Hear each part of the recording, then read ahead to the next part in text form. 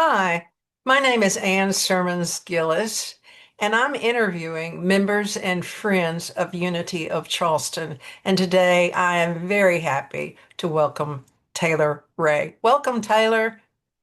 Hi, thank you.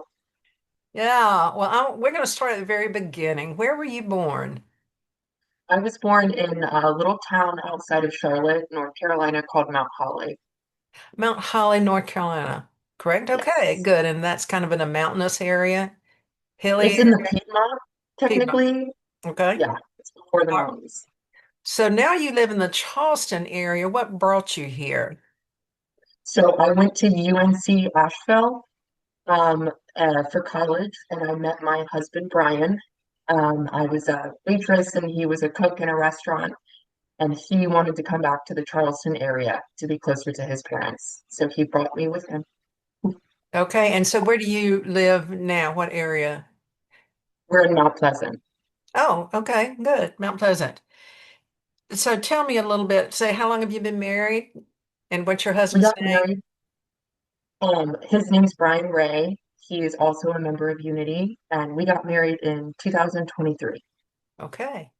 And you have two children. Tell us about them and their names and ages. Yes, so technically we have three. We Oh, have that's full true. I'm sure. custody, Yes. yeah, of his oldest daughter from a previous marriage. Her name's Claire, and she's 15. And then we have our 4-year-old son, James, and then we have our 1-year-old son, Thomas. How would you say James is three? He just turned 4 last weekend. Oh, that's right. He had a birthday. Okay. Yes. And so when did y'all start coming to Unity? We started coming How long ago? probably 2.5 years ago. Okay, because he was a baby almost when you started coming, and he's an amazing little kid. So, how did you actually find Unity Church of Charleston? So, my husband and I are sober. We have 5.5 years sober, and we really love the idea of spirituality in practice. And we were trying to find a church that kind of aligned with those ideals. So it was really just a Google search, and Oh, in okay. doing so, we realized that Unity had all the same interests that we did. So did you go to Unity when you were in Charlotte, or did you just start your first time in Unity in Charleston? We had never heard of it before Googling churches that are open-minded to all types of people. All types of people. I love that. Yeah, yeah. So did the unity philosophy fit with your philosophy, or did you change your philosophy because of the unity principles? So Unity definitely, it's crazy how it's exactly what we've always believed.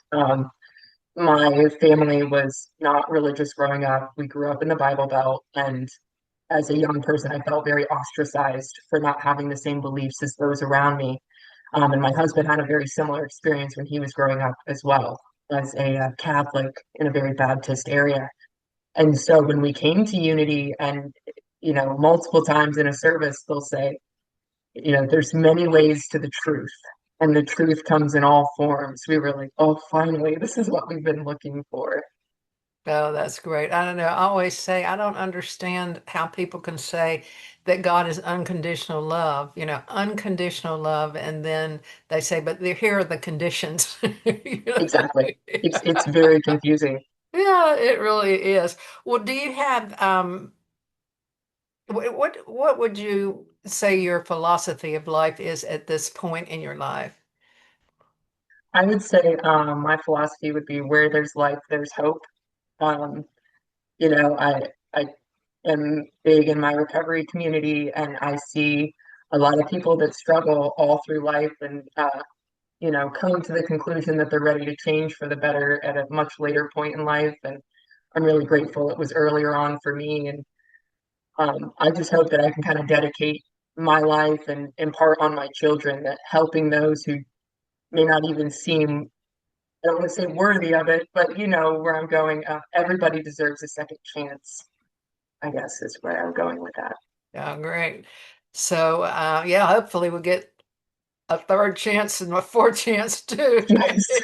If love is unconditional, then I guess we get a multitude of chances. However, hopefully we learn from our mistakes. We can go Yes, on. So, exactly. so do you have any favorite books or authors that you feel like have maybe assisted you in your journey, in your life's journey? I'm really big on all the different self-help books. I love psychology books. Um, Now that I didn't get the chance to think about the authors ahead of time, I don't have a specific one for you, but I love anything that tries to explain, um, thought processes and things like that. Okay, so you probably are doing a lot of reading now to understand you're back in school now. Yes. And what are you studying? So in South Carolina, it's called Human Services. Right now, I'm just working on my associate's degree because I'm super part-time with the kids. Um, but it essentially is a building block if you want to go into social work or clinical psychology. Okay, so this is a career change for you. Yes, You're previously I was a waitress. retooling. And what did you do before? Just food and beverage, um, retail, those kinds of things. So you had to deal with the public. Yes, So do you think that that helped you at all in your spiritual journey? absolutely. I think, um, you have to learn how to be empathetic when you deal with frustrating people on a daily basis, and realize, that whatever your needs are at that moment maybe aren't the most important thing in the world. Um, yeah, it was definitely a great experience. And I think it has made me more patient with my kids. That's great. Do you have any passions or hobbies? I mean, I know you've got two little kids, and that makes it really, and you go to school, so that you don't have a whole lot of time. But do you have any passions or hobbies? Yeah, I love to cook. Um, I've always loved cooking. I think the only thing I watched growing up was the Food Network, and I would read cookbooks for fun.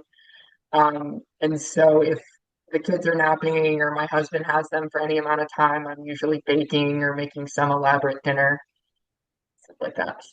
Oh, and so that's the reason y'all had a big bake sale, and you did a lot of Yes, baking for that. So we really appreciate that.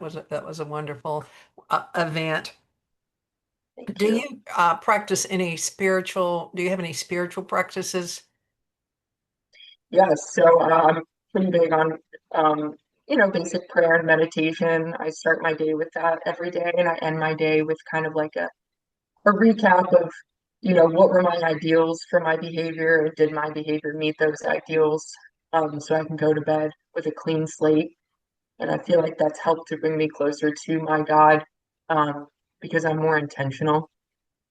Oh, so you're saying you start your day with an intention and then you end the day kind of cleaning the slate of your Yes, day, going exactly. over it. That's wonderful. I think Wayne Dyer talks about doing that.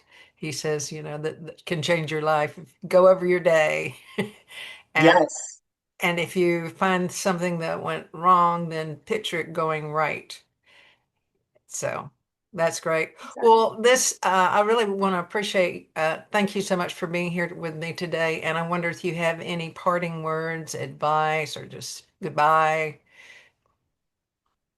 Thank you for having me. We feel so lucky and blessed to be part of Unity Church, and we recommend it to everyone we meet that it's a loving, joyful, and spiritual community. Thank you so much, Taylor. And I will say for those of you watching that maybe see Unity on Facebook on Sundays, this is little James' mother, and James is the one that goes up to Big James every Sunday and jumps in his arms.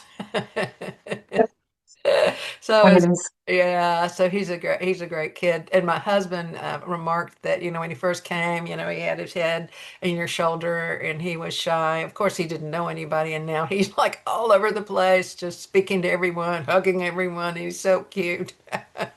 Thank you. He loves it.